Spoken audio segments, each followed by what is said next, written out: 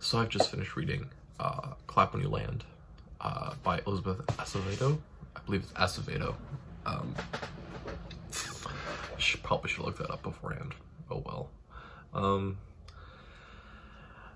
Let's see. I read this book for my children's literature class. I'm trying my best to not allow the fact that I was very ill while reading it, and then also B, it was the second book that I read in a day and a half for this class. Really clouded my judgment of this book. It's really a good book. It is a novel in verse, which is a really interesting idea. I don't believe I've read any other novels in verses before. But yeah, story basically details the life of two girls that are connected by their father. What has happened is the father was living two very separate lives, one in New York and one in the Dominican Republic, and it kept those lives separated completely. Had two separate families, that whole deal. He ends up dying on a plane crash going from New York to the DR. Specifically, it references, the book references American Airlines Flight 587, which I've learned quite a bit about plane crashes the past couple months, but I don't quite recall exactly this one. I believe this is the one in which they take off from JFK and then immediately lose their vertical stabilizer, which is the big fin on the back, and I think that the crash basically right outside of New York into the water. I believe that's this flight, but that's besides the point.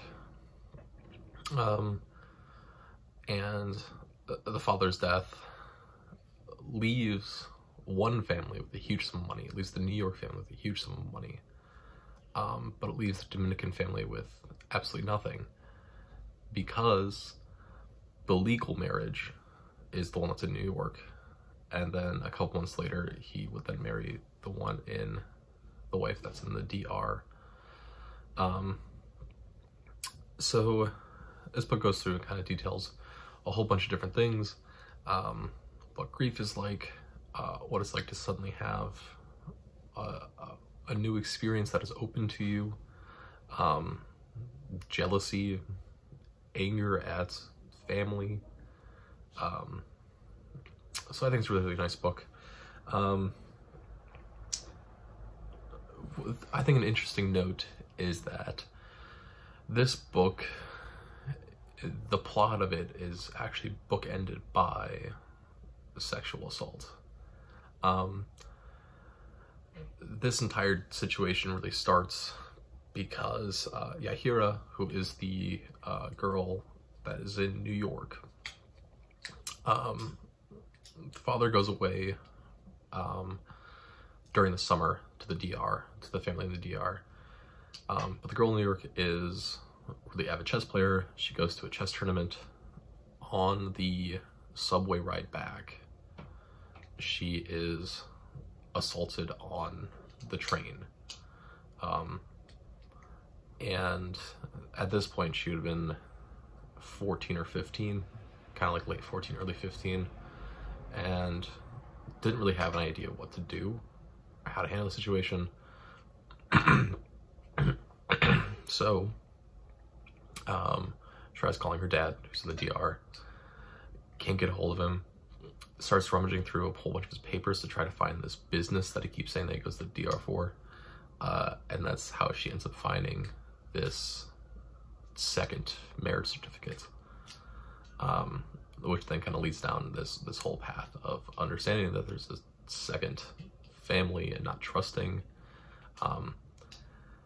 She knows that there is a second wife, does not know that there is a second daughter. So that's that. And then we look into, at the end of the story, what ends up happening is Yahira comes down to the DR because they're going to bury the father in the DR, because that's apparently where he felt most alive and whatnot. Goes down to the DR. Sister looks enough like Camino, who is the daughter that is in the DR, decides to steal Yahira's passport and is going to try to attempt to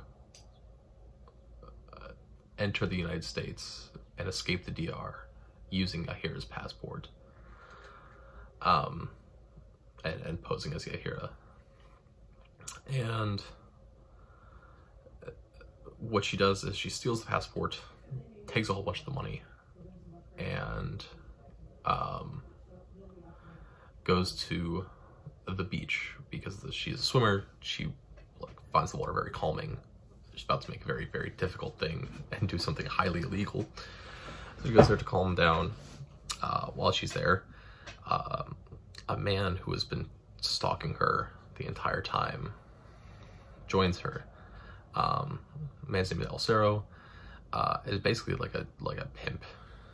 I think it's the simplest way to think about it. So yeah, he ends up assaulting her. He has had his eye on her for multiple years at this point. So probably she's about 12, 11. And then Hero wakes up the rest of the family because Camino's not there, sees this note that's like an apology letter about leaving. They get to the beach, save Camino. Yeah. So that's really kind of the really the end of a lot of things. Because what happens after that is the mother that is still alive, the one in New York, decides that she's going to legally accept Camino as her stepdaughter and allow her to move to New York. That whole part is the father married the one that's in New York first, and then married the one that was in the DR second.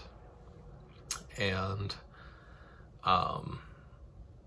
the two wives were once very, very close friends, and then the one that's in the DR ends up dying from the dengue fever. And then the father was trying for years to try to get Camino into the United States, but he would have had to do so on a dual acceptance, where it would have been required the mother that's in New York to also accept, and she had been refusing the entire time, because seeing Camino is seeing an active act of betrayal on her end, which I think is entirely fair for her to think that. But after this happens, they end up using connections to schedule a visa to get her back up. And that's that. Really, really interesting book. It switches perspectives because it goes from Camino to Yahira. The difference there, and the way that you can actually tell the difference, is that Yahira speaks in couplets, so like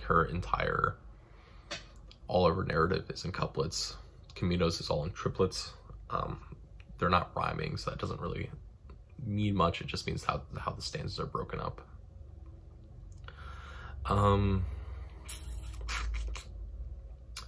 One other interesting thing that this touches on is I guess two things. Number one is the power of money. money is power, and money is what controls everyone else. Money is the entire core of the situation, in which the father has been supporting both families this entire time. Although he's supported the DR one much less in terms of financially, but supports them both financially. And then when he dies, well, all of a sudden now there's this huge payout from the insurance company for American Airlines. But all of that money goes directly to the family in New York, because that's the legal marriage. And it is up to that mother to decide what she wants to do. Yeah.